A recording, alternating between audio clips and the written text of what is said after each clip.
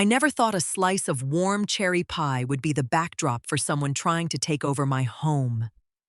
It was a crisp Sunday evening, and I had invited my son David and his wife Rachel over for dinner. The house smelled of cinnamon and roasted chicken, a comforting scent that usually brought me peace.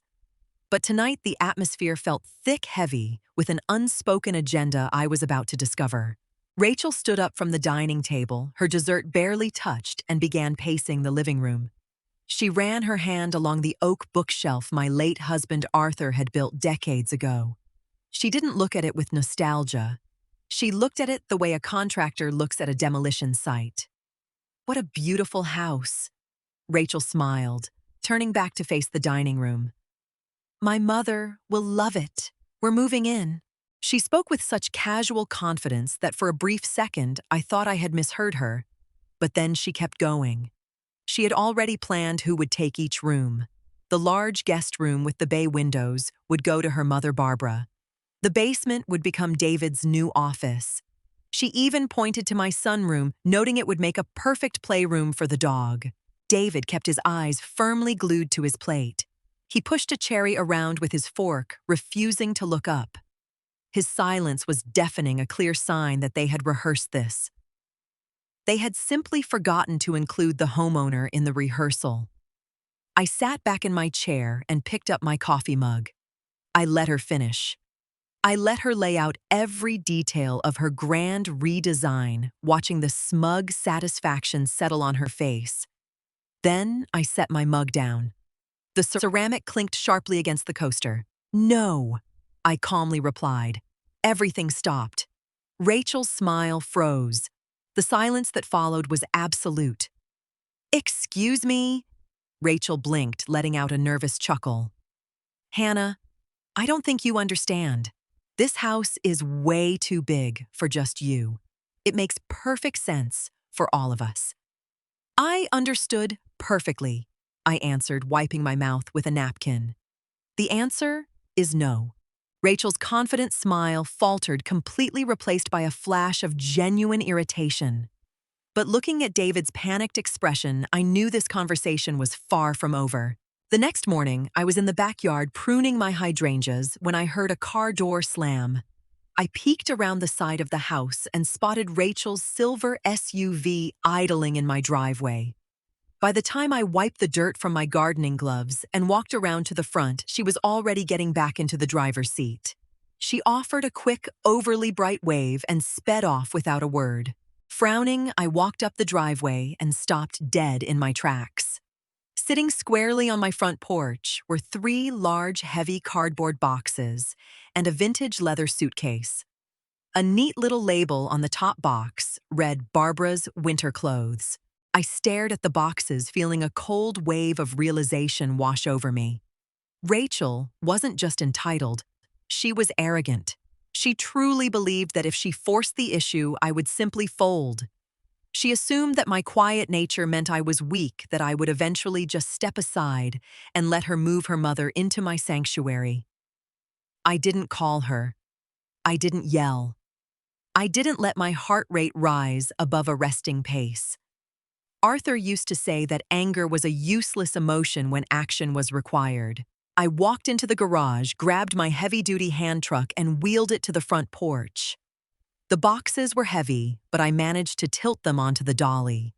I wheeled them right off the porch down the walkway and parked them neatly at the very edge of my driveway, right next to the mailbox. Then I pulled out my phone and sent David a short, factual text message. "Rachel left some boxes here by mistake. They are at the end of the driveway. It looks like it might rain by 3 o'clock. I hit send, walked back inside, and locked the front door. I poured myself a glass of iced tea and sat by the window. I didn't have to wait long. Less than 40 minutes later, David's sedan came screeching down the street. He jumped out, looking frantically at the sky, and hurriedly tossed the boxes into his back seat. He glanced toward my living room window, but I didn't wave. I just took a sip of my tea. He thought I was bluffing, but he was about to learn I never bluff. At noon, my phone rang. David's name flashed across the screen. I let it ring 3 times before sliding the green button. "Mom, are you serious?" He sighed heavily, skipping any greeting. You left Barbara's things out by the street. Anyone could have stolen them. If someone leaves their belongings on my property without my permission, I am not responsible for storing them, I stated evenly. You're being completely unreasonable. Rachel is just trying to get a head start. We already told her landlord she's leaving next month. I paused. You canceled her lease based on a conversation we never had. Well, we figured you'd want the company. He stammered, his confidence cracking. Come on, Mom. We help you out. You help us out. We're family. That word, family. It was always weaponized when they wanted something. I ended the call shortly after telling him my decision was final, but his words lingered in my mind. We help you out. I opened my laptop and pulled up my banking dashboard. Since David was in college, I had maintained a family cellular plan. When he married Rachel, I quietly added her to it. I also paid the auto insurance for their second car, a habit born from wanting to give them a leg up when they bought their first house. I had simply never stopped paying it. They relied on my money while planning to take my home. Without a flicker of hesitation, I clicked into the account settings. I removed David and Rachel's phones from the family plan, setting their lines to expire at midnight. Then, I canceled the automatic transfer that covered their car insurance, routing that exact dollar amount into a high-yield savings account for my future grandchildren. 2 hours later, Rachel texted me. Did you do something to the phone bill? I just got an alert. Yes, I typed back. I am streamlining my finances. You and David will need to set up your own plan by tomorrow. The silence on the other end was heavy, but the real test of their audacity was coming straight to my front door. Tuesday afternoon brought a light drizzle. I was sitting in my favorite armchair reading a mystery novel when I heard a distinct metallic click at the front door. The deadbolt slid back, and the hinges creaked open. I hadn't given anyone a key recently. I set my book down and walked quietly into the hallway. Rachel was standing on my entry rug, shaking out a wet umbrella. She had a brightly colored tape measure slung around her neck and a notebook tucked under her arm. Oh, good. You're awake, she chirped, completely ignoring the sheer intrusion of walking into a locked house unannounced. I'm just going to run upstairs and measure the windows in the guest room. Mom wants to buy new blackout curtains, and the sales end today. She took a step toward the staircase. I stepped squarely into her path. Stop right there, I commanded. My voice wasn't loud, but the tone made her freeze. Where did you get that key? She shifted her weight, looking annoyed. David gave it to me ages ago, for emergencies. Measuring for curtains is not an emergency. Hand it over. I held out my open palm. Rachel crossed her arms, clutching her purse tightly. Seriously, Hannah, you're going to make a big deal out of this. It's just a key. We're family. You can't just lock us out because you're having a stubborn moment. I am not having a moment. I am defending my privacy. Give me the key, Rachel. She scoffed a nasty little sound and shoved her notebook into her bag. No, I need it. What if you fall and hurt yourself? David wants me to have it. I didn't reach for her bag. I didn't raise my voice or attempt to physically wrestle the metal from her grasp. I simply pointed toward the open front door. Get out of my house. She glared at me, turned on her heel, and marched out into the rain, slamming the heavy wooden door behind her. She thought keeping that metal key meant she kept her access, but she severely underestimated my efficiency. The moment Rachel's car pulled out of the driveway, I picked up my phone and searched for the nearest local locksmith. A polite man named Henry answered and said he could be at my property within the hour. By 4 o'clock that afternoon, every lock on the exterior of my house had been replaced. I didn't just swap the tumblers, I upgraded.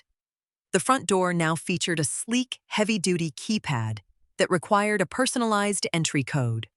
I paid Henry in cash, thanked him for his promptness, and spent the rest of the evening enjoying the profound, secure silence of my home. The next morning, I was pouring my first cup of black coffee when I heard the familiar sound of Rachel's SUV pulling in. I didn't rush to the window. I simply took a sip from my mug and waited. Clank, jiggle, clank. The sound of her useless old key fighting the new deadbolt echoed through the thick wood of the door. Then came the frustrated muttering. She tried another key, assuming she had used the wrong one. Then she started knocking. I walked to the door, pulled back the small curtain on the side window, and looked out at her. She was holding a stack of fabric swatches. I opened the door just a few inches, leaving the heavy chain lock secured. "You changed the locks?" She gasped, her face flushed with outrage. "I came to show you the fabric Mom picked out." "You no longer have access to this house, Rachel," I said evenly. "You are a guest. Guests wait to be invited, and they enter through the front door when someone opens it for them." "You are acting crazy," she yelled, dropping the swatches onto the welcome mat. "David is going to hear about this. I expect he will," I replied. I closed the door, slid the deadbolt home, and walked back to the kitchen. Rachel stormed off to call David, completely unaware that her husband was about to face a harsh reality check. David arrived just as the sun was setting. He didn't use a key, of course. He pressed the doorbell and waited, shifting uncomfortably on the porch. When I opened the door, he looked utterly exhausted. His tie was loosened, and he rubbed the back of his neck as he stepped inside.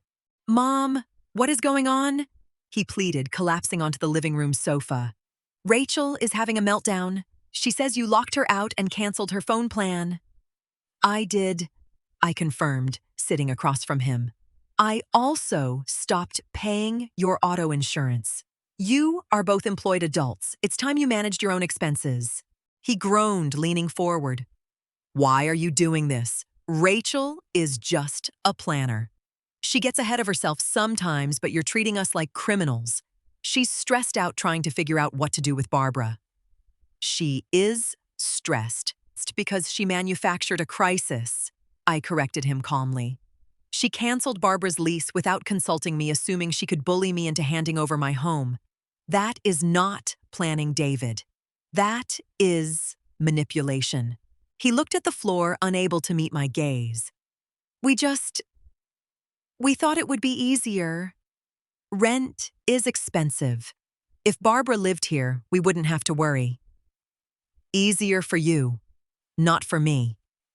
I stood up, walked over to the hall closet, and retrieved a small cardboard box I had packed earlier that day. I placed it on the coffee table in front of him. Inside were his old high school track medals, some vintage comic books, and a few sweaters he had left in my attic years ago. "What's this?" he asked, looking confused. "These are the last of your childhood belongings," I said softly but firmly. "You don't live here anymore, David. You are a guest. Take them with you when you leave." He stared at the box as if it were a bomb. He left with his shoulders slumped, carrying his past in his hands. But Rachel wasn't the type to surrender easily. Saturday morning arrived with bright, clear skies. I was enjoying the breeze on my front porch, reading the morning paper, when Rachel's car pulled up to the curb. This time, she wasn't alone. Sitting in the passenger seat was Barbara. My chest tightened, but I forced my breathing to remain slow and steady. Rachel was escalating.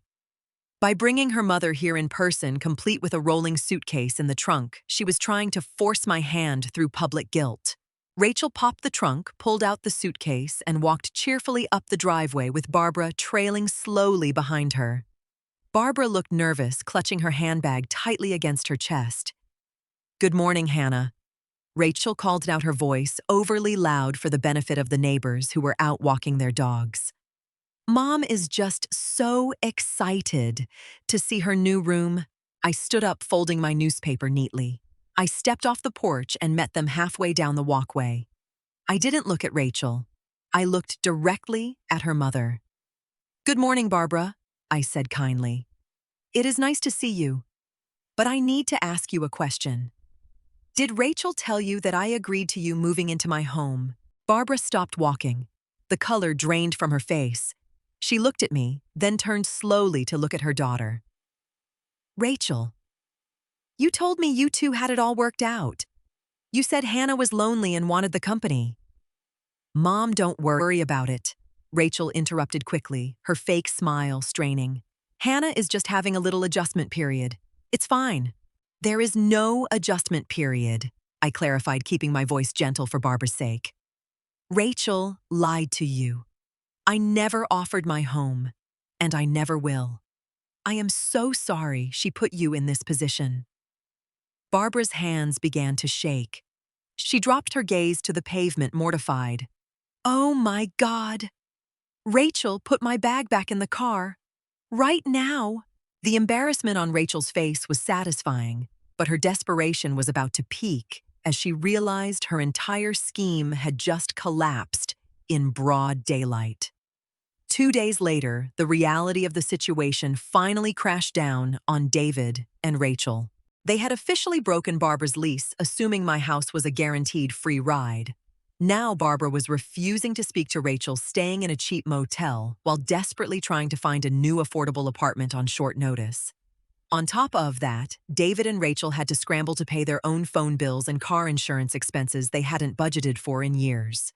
My phone rang at 8 p.m. It was David. Mom, he started, his voice cracking. We are in a really bad spot. I am listening, I said, wiping down my kitchen counters. Barbara needs first and last month's rent for a new place, plus a security deposit. We don't have it. With the new insurance payments and the phones, our checking account is practically empty. We need a loan. Just $5,000. I'll pay you back, I swear. I stopped wiping the counter. I had the money. Sitting comfortably in my savings account, $5,000 wouldn't impact my daily life at all. I could transfer it with a single click. But doing so would validate their reckless behavior. It would teach them that no matter how horribly they treated me, the Bank of Mom was always open for business. No, I said calmly. Mom, please. We are drowning here. You have the money. I do have the money. Money that Arthur and I worked 50 years to save. But I will not finance a disaster you created by trying to steal my home. You made these choices, David. Now you have to figure out how to pay for them. You're punishing us, he cried out. I am letting you experience the consequences of your actions, I corrected him. I hung up the phone and turned off the kitchen lights. I knew they were scrambling, but I had one final move to make sure my house remained undeniably mine. I woke up the next morning with a clear plan. The guest room, the exact one Rachel had so confidently claimed for her mother, remained a target as long as it held a bed. By noon, I had hired 2 local handymen to disassemble the heavy oak bed frame and move it to the garage for donation. Then my delivery arrived. A massive commercial-grade treadmill, a set of free weights, and a beautiful wooden painting easel. By 3 p.m., the room was completely transformed into my private sanctuary. As fate would have it, David and Rachel showed up unannounced at 5 p.m. carrying a box of pastries. They were clearly here to beg for the $5,000 loan one last time. I let them in. You can leave the box on the kitchen counter, I said calmly. But first, I want to show you something upstairs. Follow me.